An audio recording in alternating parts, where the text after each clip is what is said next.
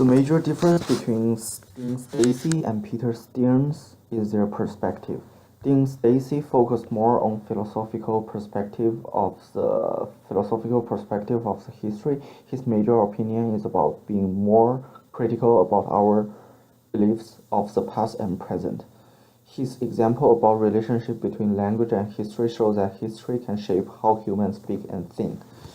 In his short story of human jumping off the cliff, it's a clear example of using history to examine our beliefs, since no one except the people who want to suicide will voluntarily jump off the cliff. We have such reasoning because we know the consequence of jumping off the cliff from our or others' history. Peter Stearns, in other perspective, advocates the usefulness of history in society, workplace, and career, even though the use of history is not clear and immediate.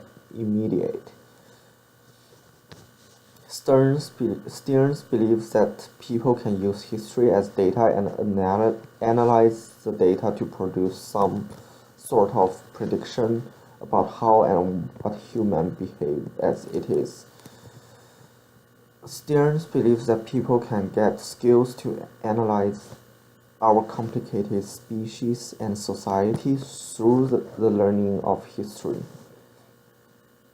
Overall, Dean Stacey believes that history is more like philosophy, while Stearns believes that history is a study of humanity and society. I found Peter Stearns' view more compelling. I have this feeling because one of the greatest emperors in Chinese history, the Emperor Li Shiming, said, "Use history as a mirror, you can know the destiny." Almost all Chinese formal history books consist of biographies of emperors and other important people in the feudal central government. I believe that reading through their biographies can help people enter their world and learn about useful knowledge from their experiences. In addition, I disagree with Dean Stacey's opinion about using history as a tool to predict the future, although history seldom repeats, but it rhymes.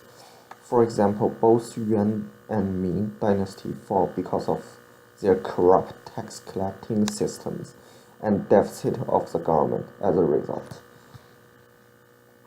The reason that makes their tax-collecting system corrupt are quite different, but the consequence is the same. Knowing the history can give people more certainty about the consequence of current ongoing events, which is the future. I am really surprised by Dean Stacey's view of history. I never thought it in his perspective previously. I never think history is something like philosophy. Although disagree with his opinion, I feel like his argument makes sense in philosophical perspective, especially the example of jumping off the cliff. Therefore, Dean Stacey really helps me to start to think about history in a perspective that I have never experienced. As I previously said, the great emperor said, using history as a mirror, you will know the destiny. Although it's not 100% accurate, it is a worth of history, since we can have more certainty about the future. Also, I believe history, especially the biographies of great people in the history, can help us understand how the society works, how people think, and what is humanity. Knowing history can tell me how to do the right thing at the right time. For example, I try to be humble after I finish much work of a group project. Everyone in group knows that I contribute a lot. Being humble can make them feel that I am not I'm not an arrogant person, and they become my best friend. In return, I can always ask them for help when I run into some difficult technical issues. I learned this from one of the most powerful people, although not an emperor, but he's like a prime minister in his own dynasty. He tried to behave like that, and people appreciate it.